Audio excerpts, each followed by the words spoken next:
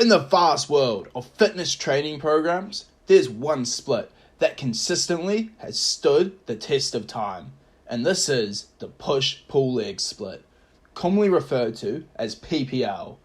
Whether you're a gym newbie trying to navigate your first real routine, or you're a seasoned pro looking to maximize your gains, PPL often pops up as one of the most effective and versatile training structures that we have at our arsenal. But what exactly makes it so popular? Is it actually the best split for muscle growth? And how can you make the most of it based on your goals, experience level, and schedule? Let's dive deep. At its core, push-pull-leg split is a 3-day training structure that organizes your workouts based on the natural movement patterns that your body uses.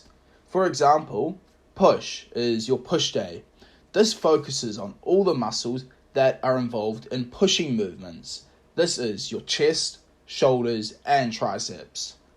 On pull day, this day is all about targeting the muscles that are responsible for pulling, such as your back, traps, rear delts, and your biceps. And then we have leg day. This trains the entire lower body, including your quads, hamstrings, glutes, and calves. This method group synergizes muscles together, meaning they work in unison and support each other in compound lifts. This not only enhances training efficiency, but also reduces the risk of overtraining or overlapping, like fatigue, between your workouts. It's kind of like the optimal split. So, you might be wondering, why does this split work so well? Well, number one, efficient muscle recovery. One of the biggest advantages of the push-pull leg split is how intelligently it distributes training by volume. By training pushing muscles together, followed by pulling muscles and then legs, each muscle group gets around 48 to 72 hours of rest before being trained again. This strikes a balance between training frequency and recovery time. It's a crucial factor if you want to maximize muscle growth. And number two, training frequency is ideal for growth. Research suggests that training each muscle group twice per week is more effective for muscle growth than just once or 3 times a week. So, a 6-day push-pull legs rotation, push-pull legs, rest, repeat, gives you that sweet spot. You're stimulating muscles often enough to encourage growth without harming them and too hard just in one session. And then also, it's great for volume control and adaptability. Push-pull legs is highly adaptable to your specific goals. Are you bulking? Increase the total volume and add extra accessory work if needed. Are you cutting? Maintain intensity while scaling back total sets to preserve muscle. Or are you short on time? Just hit a 3-day version instead of 6. It still works wonders. Because each session focuses on the related muscle groups, it's easy to structure high-quality workouts without fatigue from unrelated muscle interference. For push day, some of my favorite exercises are the barbell bench press, the dumbbell shoulder press, the incline dumbbell press, lat raises, cable chest flies, and tricep pushdowns. All of these are awesome pushing exercises. On pull day, my favorites are deadlifts, pull-ups, lat pull-downs, bent over rows, base pulls, barbell curls, and hammer curls. All of these are pulling motions.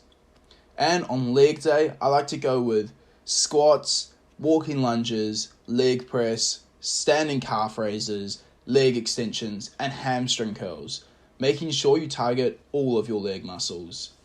I like to repeat these twice a week. And if you're training just 3 times a week, that's fine as well, as long as you hit push-pull legs at least once a week. You can also modify exercises every couple of weeks for added variety and muscle stimulus. Let's talk specifically about muscle hypertrophy, aka muscle growth, which is the main goal for most people doing resistance training. So, high training volume. You can tailor the volume, the sets, and the reps to hit optimal weekly goals for your muscle group. Generally, 10 to 20 sets per muscle per week is recommended for growth. and PPL makes it easier to get there.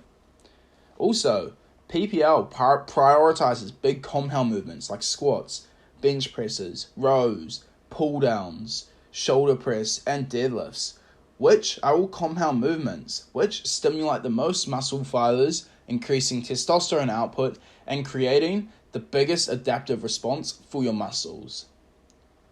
And it's progressive overload friendly. This structure naturally supports progressive overload. This is because you allow your muscles for rest days on the other days when you're training a different muscle group. So if you train chest one day, technically your chest has 3 days of rest till the next chest day, meaning it's progressive overload friendly. So while PPL is fantastic, it's not a one-size-fits-all solution. So here's who it works best for. It's great for intermediate or advanced lifters, or lifters with 4 to 6 available training days per week.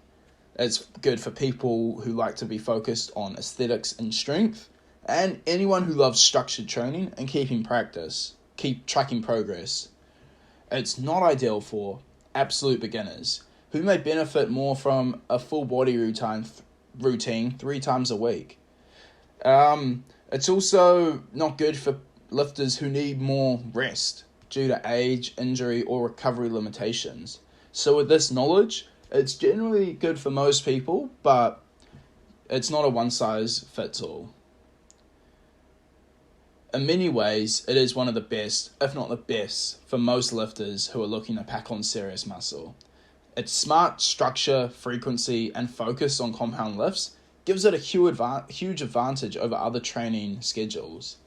It's easy to personalize, it fits well into most of your weekly schedules, and it checks all the boxes for muscle growth. But, with like any training program, consistency is king. The best split is the one you can stick to, progress with, and recover from. So, if you're chasing that first big transformation, or pushing the next level in your physique, you should try push-pull legs. It offers a balanced, science-backed, and serious, effective approach to muscle growth. Now, the only question is, what's your favorite, pull day or push day? Mine's pull day, but I used to love push day a lot more. Let me know in the comments what your favorite is, and don't forget to subscribe.